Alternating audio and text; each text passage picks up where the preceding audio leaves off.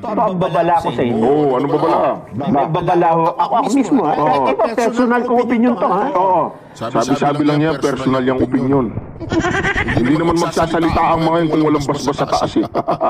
Naniniwala ka dyan, personal opinion niya yan? O siguro. Pero ako, hindi ako naniniwala personal opinion yan. Merong basbas yan, ito po. Kapag kayo pumirma dyan, mawawala ang mahalagang endorso sa inyo. Ayun. Lahat ng kongresistang pipirma dyan sa tinatawag nilang impeachment, yung endorso ng iglesia ay mawawala. Diretsahin na po natin, huwag na natin paligoy-ligoy.